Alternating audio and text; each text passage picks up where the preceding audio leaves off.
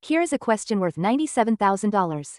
You have $100,000 today. Park it, or invest it?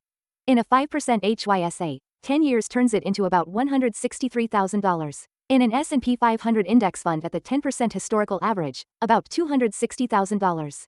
Same money, same decade, a $97,000 gap. Let us walk through the math. The starting line is identical. $100,000. The only difference is where it lives.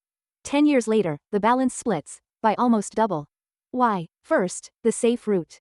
A high-yield savings account at 5% APY, FDIC insured up to $250,000. 10 years later, you have $162,889. After tax, about $158,196. Now the market route. An S&P 500 index fund, at the 10% long-term historical average, grows to $259,374. After long-term capital gains tax, about $233,437. Side by side. Savings ends near $163,000, stocks near $260,000. The same $100,000 decade, split by $96,485, and that is after tax. Call it a $97,000 gap. That is a year of college tuition, or a down payment on a house. Not pocket change, on the exact same starting money. The engine behind the gap is simple. Compounding, times time. A 5-point difference in annual return, rolling for 10 years, snowballs into $97,000. Of course, it is not all or nothing. You can hold both.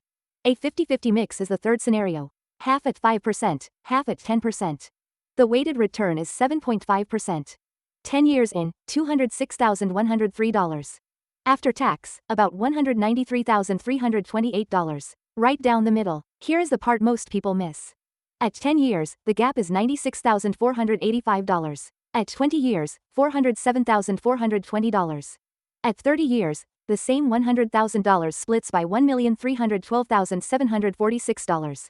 Call it $1.3 million. Time horizon is the whole game. But hold on. Is 10% a fair assumption, or wishful thinking? The data says fair, with caveats. The S&P 500 compound annual growth rate, dividends reinvested. From 1928 to 2024, 97 years, about 10% nominal, 7% real. From 1995 to 2024, about 11.5%. From 2015 to 2024, about 12.7%. And the worst 10-year stretch, 2000 to 2010, about 0%. Critically, any single decade can wander far from 10%. Invest in March 2000, and the next 10 years returned about 0%. Invest in March 2009, and the next 10 returned 16% plus. Entry point and horizon both matter. So keep the most important sentence. 10% is an average, not a promise. The table is calm. The ride is not. So when does savings actually win? 4 cases. Money you need within 3 to 5 years. Your emergency fund. A short-term inflation hedge, 5% beats 2.5% inflation. And if you would panic sell at a 30% drawdown, that last one is underrated. Bad behavior costs more than low returns. If a crash would shake you out at the bottom, the safe 5% quietly wins.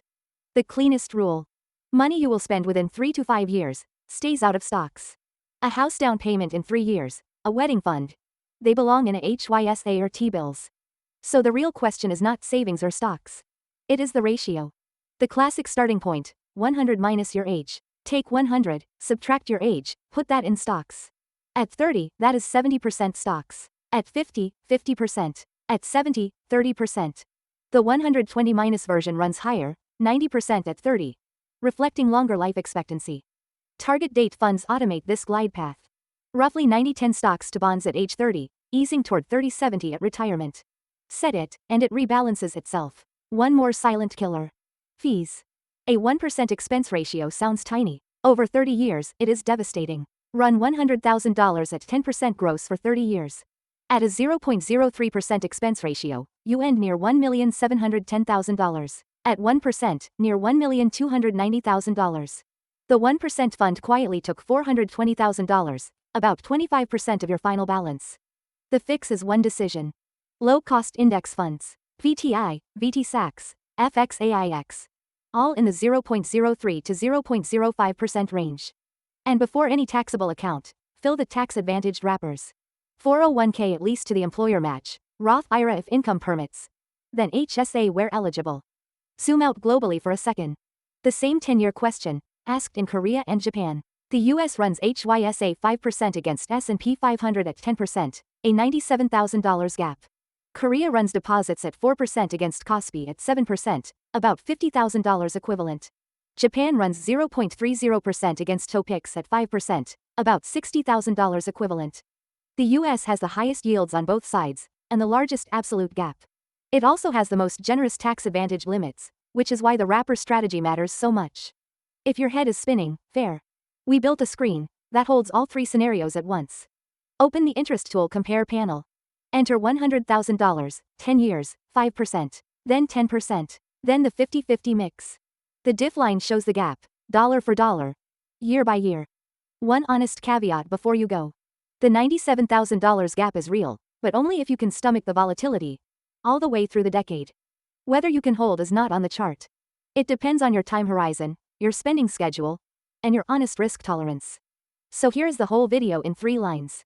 Money for the next 1 to 2 years, HYSA. Money for 10 plus years, low-cost index funds. And the smart move is rarely picking sides. It is deciding how much belongs, in which bucket. That is the math behind the $97,000 gap. Run your own numbers in the compare panel. See you in the next one.